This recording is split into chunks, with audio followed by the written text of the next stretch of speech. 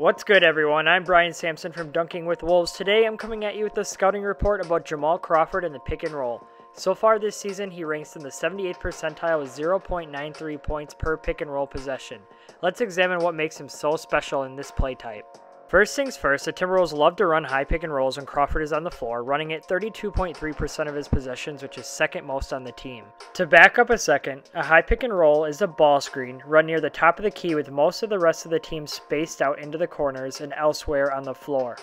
Oftentimes teams run this at the end of quarters, but Minnesota likes to run it throughout Crawford's time on the floor.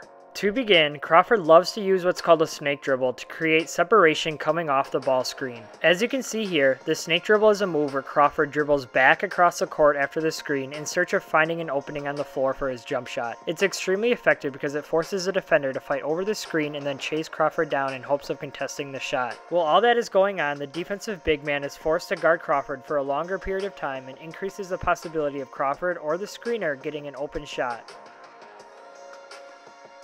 Part of what makes Crawford so good at the pick and roll is how tight he comes off the ball screens.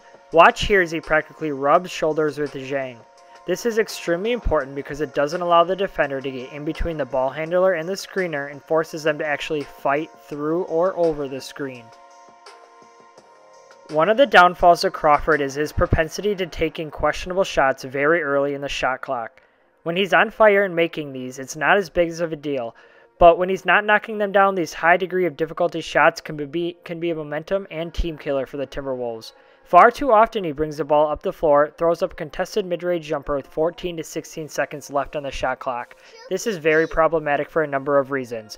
First, his teammates don't feel involved. They don't get to touch a ball and simply run down the floor and watch Crawford throw up a quick shot. Secondly, and most importantly, the defenses don't have to work to get a stop. Without rotating the ball, he doesn't make any defender other than his own and the big man defending the ball screen work, and even those two are only having to work for 6 seconds before the shot goes up. Getting back to a positive, Crawford has displayed a good feel for the passing lanes off the ball screen and is often able to hit a teammate in stride and on time to set them up for success in scoring the ball. He has specifically developed a nice chemistry with Zhang and Towns. The highest percentage of his passes go to the two big men, with 20.3% going to Zhang and 18.5% going to Towns. Crawford has also averaged 1.2 assists per game going to the big men. Crawford has done a great job of utilizing Zhang's expanding outside game and his ability to knock down the mid-range shot. This is becoming a huge weapon for the Timberwolves and one they should continue to utilize with their second unit. Unfortunately, Crawford sometimes gets too fancy or careless with his passing, which leads to unnecessary turnovers. His 18.5% turnover percentage on pick and rolls is the highest among the guards on the Timberwolves. Crawford's amazing ball handling abilities allow him to be very creative with the ball, but it can also be a crutch at times as he sometimes tries to force his dribble into too tight of windows. Other times, he simply tries to force the issue when the passing lane clearly isn't there. This is something the former 6th Man of the Year can certainly clean up. All in all, Crawford is a great scorer off the pick and roll and is a huge weapon for the bench for the Timberwolves. Being that he's the only guy who can create his own shot like this, Minnesota needs him to keep doing his thing. Well, thank you all for tuning in to this scouting report on Jamal Crawford and the pick and roll. I'd appreciate it if you give this video the old thumbs up, and I'd love you even more if you'd subscribe to my channel.